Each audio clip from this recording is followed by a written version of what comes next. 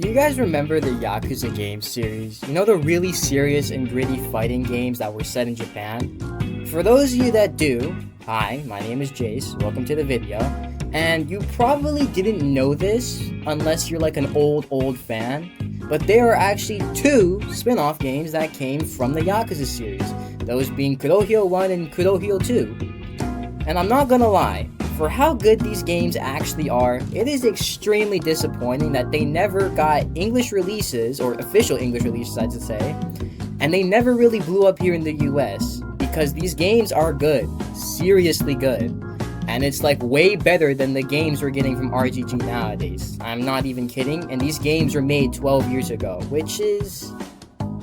I don't know what to say. So what is Kurohyou 1 actually about? So Kurohyou 1 follows the story of Ukyo Tatsuya, a 17-year-old high school dropout living in Kamurocho, Japan. Now, this guy thinks he's like the toughest around, that he's like the best punk in town, which, if you've seen any of the Yakuza games, you know stuff like that doesn't end very well. So essentially, this guy, Tatsuya Ukyo, tries to rob an illegal loan shark, and he beats up a Toho clan captain, which is, not good, to say the least. And actually, he thinks he accidentally kills him, which if you see the cutscene, yeah, it does look like he killed the guy. His blood is splattered all over the place. So, a corrupt cop goes and blackmails him, and this corrupt cop's name is Ryutaro Kuki. And he basically says to Tatsuya, "Hey, lil bruh, so basically you killed this man, and he's kind of important, so now you're in a fight in my underground arena called Dragon Heat. And if you don't, I'ma send your ass to jail," which is basically the whole plot of the game. Now, obviously, because the game is way more than that, obviously, it's more complex. The storyline and plot is bigger than that, but that's essentially what it boils down to. And I think the most interesting part of this whole story and game is not that Tatsuya is in some sort of gang war, Yakuza, turf war, nonsense blackmail stuff. No, or not the fact that he accidentally kills some dude by kicking him so hard his blood splatters on the wall like a Baki character. No, that's typical stuff. It's the fact that this guy is 17 years old. 17? He's 3 years older than me and he's already pulling moves like Kiryu. But how? Am I not doing something right? Like, that's genuinely crazy. Do I have to get in street fights more often? Well, actually, maybe not, because I'd get folded like a biscuit, or crumbled, I guess. I don't know, but basically, that's the whole reason why I thought this game was, like, super interesting, because Tatsuya is a 17-year-old high school dropout punk who's defeating the best fighters in the world, fighting in an underground illegal arena. Like, this guy can pick up bikes and smash them over a guy's head. He's constantly fighting, like, battles he should lose, like 20v1s, he's fighting dudes with weapons. Like, genuinely, there's no stopping this guy. Maybe the fact that he was a dropout is a good thing, because everybody else in the school got spared, honestly. So, in Dragon's Heat, Tatsuya's deal is if he wins 10 matches in a row, he will be set free. And, you know, that sounds like a good deal, and you think like, okay, so each of his matches, they start off easy, then get harder after a while, and, you know, to a degree, that's true, I guess, but then you realize the very first person they pit him against is like a karate master who's about to get like a champion tier belt or whatever. And it's just like, this guy is a 17-year-old street punk. What could have possibly made you think he can win a fight like this? There's no actual way that he wins this fight.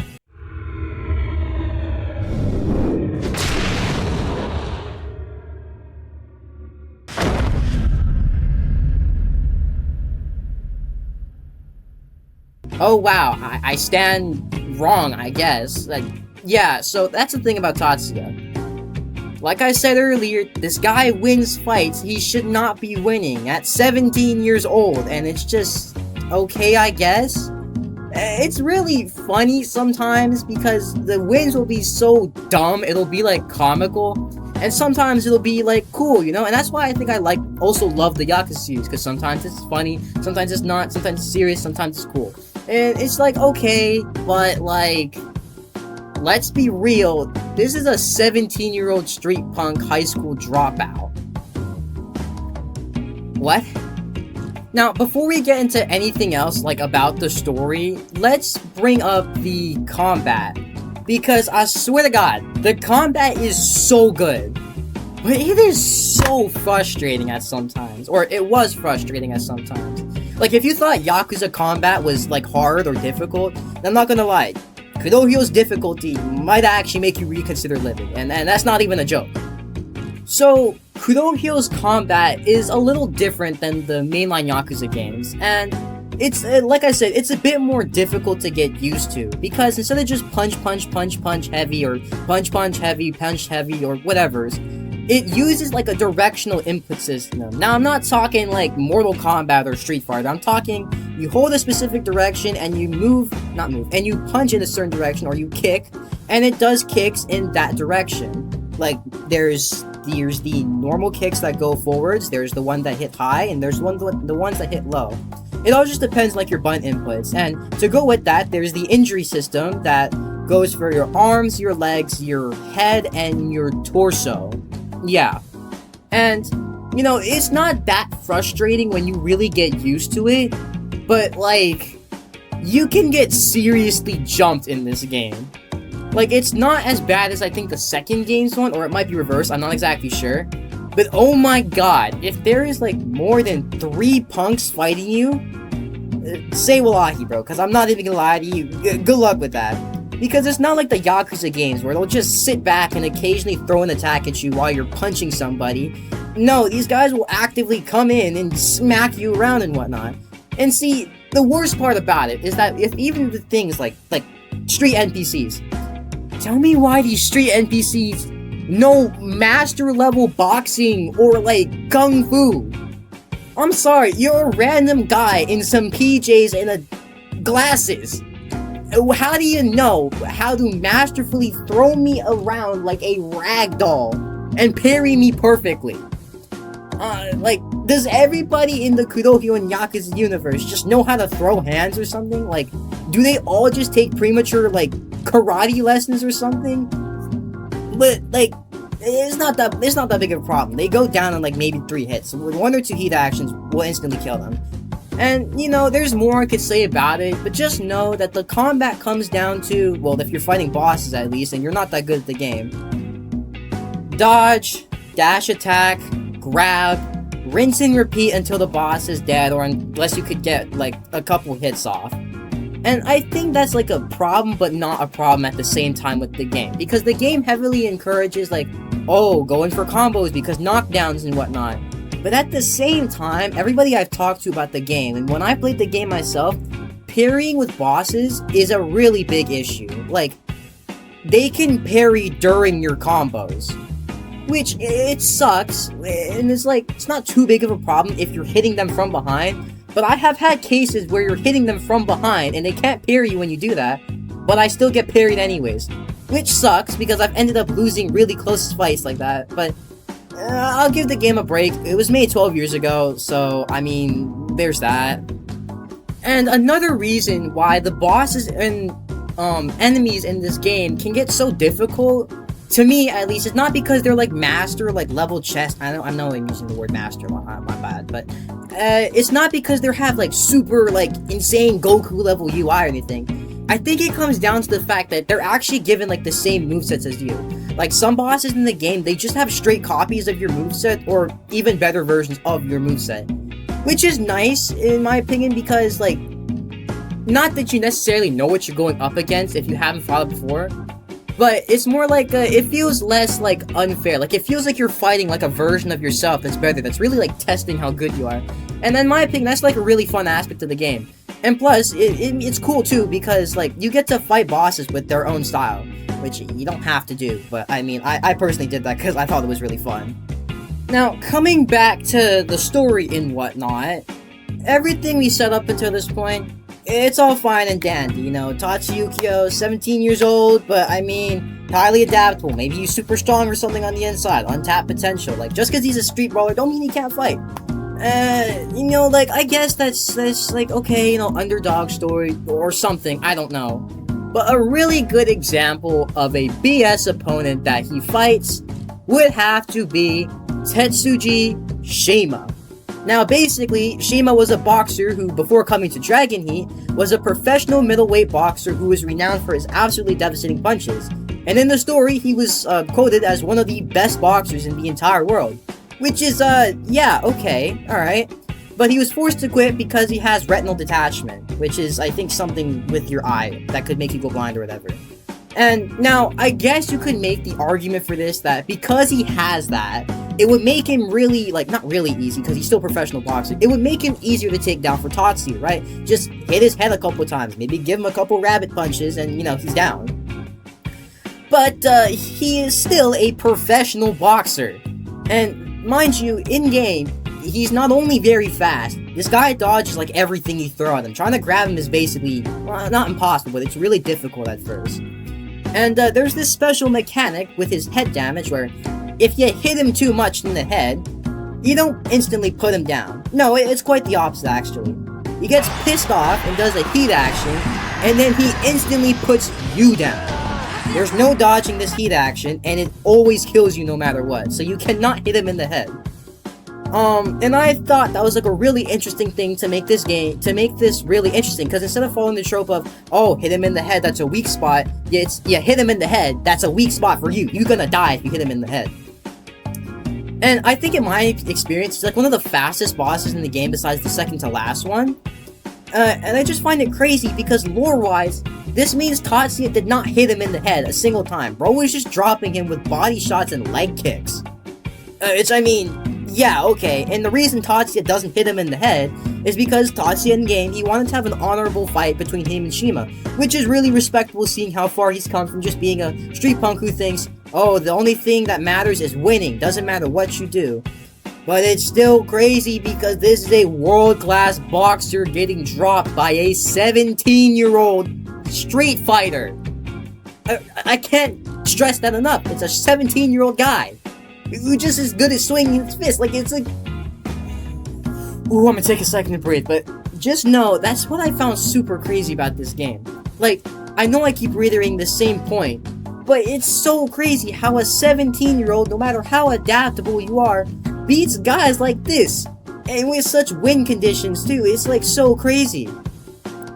And, like, speaking of boss fights, too, in this game, and actually the other game, too, Kurohyou 2, I really love how they hype up your boss fights in your Dragon Heat matches.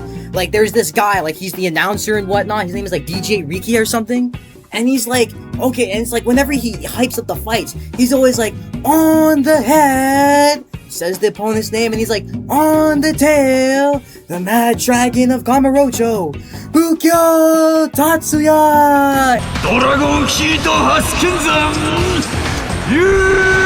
Yukimasu!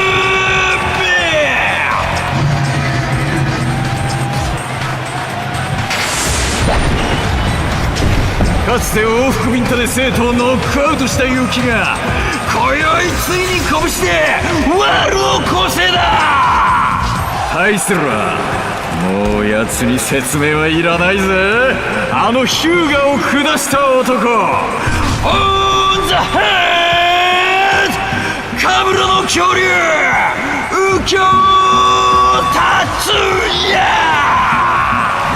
It's just like so like oh my god, and they play like really awesome music too, and it's like wow, and it's like you really feel like you're going into a boss fight, and like they're like when you get into the arena, like you guys talk for a little bit, and then it has like the name of the boss in the middle, like a versus, and then the name of the boss, and it has like a deep gong sound when you guys like rush in to attack each other. Like, I thought that was so cool. Like, that made it really stand out for the boss fights, in my opinion. Because most games, like, okay, you and me, we'll fight now.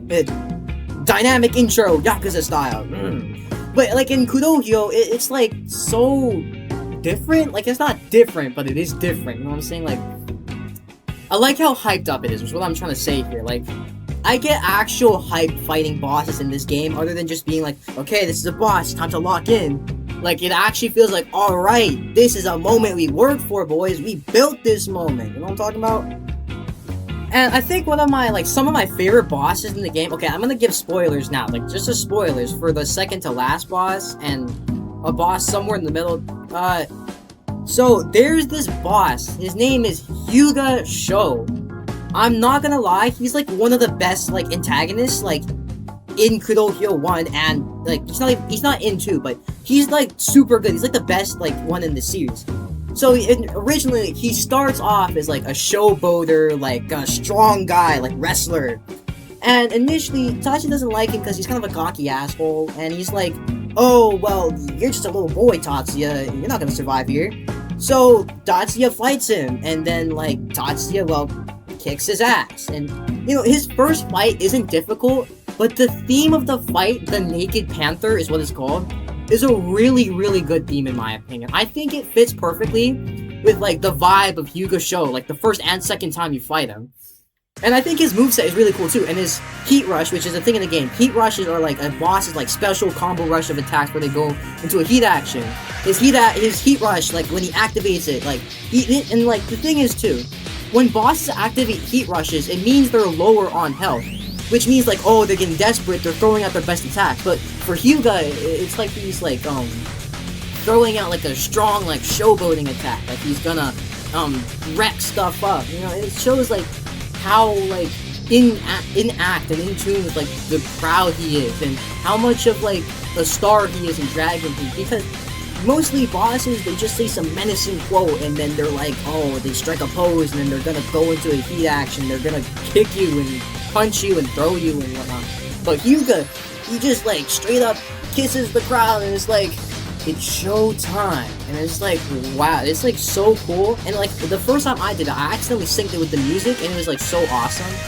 And like, I know I'm going off on a tangent about a minor, not minor boss, but about just some random bosses. But I really do think this boss is like a perfect representation of Kurohyou, what it means to be a fighter in Dragon Heat. And the second time around when you fight him, you're fighting him because something to do with his sister being held hostage by, I think, the Toho clan. Don't quote me on this. I'm just recalling everything in this video is recalling from memory. And when you fight him again, he's super serious, and like I like how in game they make his model bigger, like it's more imposing, and he's not like smiling or anything anymore. He's like not like a wild beast per se, but he's no longer like a showboater. Like he's not playing around anymore. And I thought that was like a really scary, cool touch. Like I wasn't like pooping my pants when I first fought the second Hyuga, but I was like, okay, I can tell bro's getting kind of serious now. And I'm not gonna lie to you, second fight Hyuga Sho was not easy. I mean, this guy threw me around. See, because the thing is, his boss is really good at parrying attacks, and he's really good at getting out of grabs. Like, if you grab him, he'll almost instantly escape it if he's not knee stunned. And if he grabs you, it's really hard to escape from his grabs. Like, he has like a 90% success rate to grab you. And I thought that was like really scary, because it means like you have to keep your distance, but you have to rush him down at the same time. You know what I mean? And I thought that it was really cool because they also changed up his heat rush. Now, his second heat rush, he's no longer like, oh, it's showtime and he's showboating. He's like, I'm gonna kill you. And it's like, he like rushes like a wild boar, and his attacks are stronger. They're more sure of themselves. They look like they hit harder. And actually, they use the same theme for this fight too. They use the Naked Panther. And in the first theme, it's like a showboaty, like a really good theme. Like, you really have to hear it to understand it. And I think it works perfectly for the second fight, too. And that's why I thought these bosses were, like, really good. Like, the way they were used and the way their story, like, connects is, like, so good. And it's, like, the combat, like, they'll kick your ass. But, like, you won't even care about it because, like, the story and the music and everything about it is, like, so good. Okay, and about the second boss, his name is Toru Nogu. Now, I'm not gonna lie to you, I don't want to drag this video out for too long, but essentially, the reason why I thought he was special to me is because I did know this going into the fight, and I wish I didn't, but he's actually, like, Tatsuya's dad. He's like his mentor throughout the whole game. And the theme they use for him is called Fatal Battle, and I thought that theme was so good, because it really feels like it's reflecting, like, it feels like a reflective theme, like you're fighting Taizan, and like you're seeing, like, everything you've learned throughout the game. And no joke, he's a really hard boss, too. Like, he really will test, like, if you know what your stuff, like, if you know what the game is, like, about and whatnot, and, you know.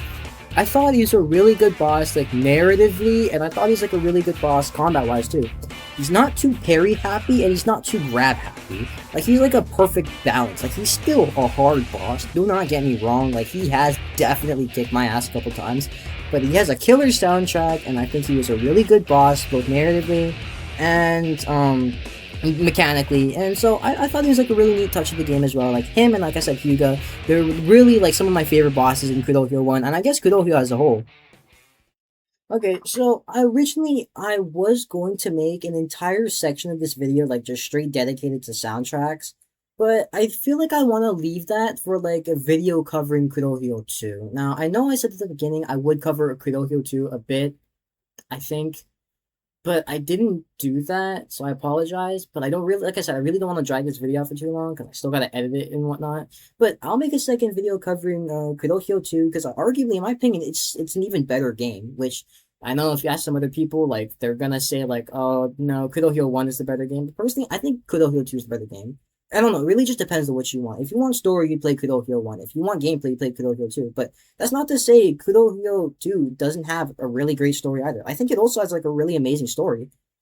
But yeah, so what I would want to take away from this video, or what I want you to take away from this video, is that Kurohyou is a really good game. I think you should really give it a try. And see, the thing is, it only came out on the PSP, so you either gonna need a PSP or gonna have to, pirate it. But the way I did it is that I got PPSSPP, and then I downloaded an official English patch from Team 4KL. You should totally check out their website because they have an official English patch for both the first and second game, which covers basically everything in those two games you would want. So like I said, I definitely recommend checking them out. And yeah, that's about all I wanted to say. Play Kurohyou 1 and 2. Really good games, you know? Okay, but yeah, thank you for listening to my yap sesh about this game. This is my very first video doing something about this. It's unlike my other videos on my channel. And I really hope I can keep doing videos like this because, making this video was like a really fun experience, like, and it was a little weird at first to try and make, setting everything up.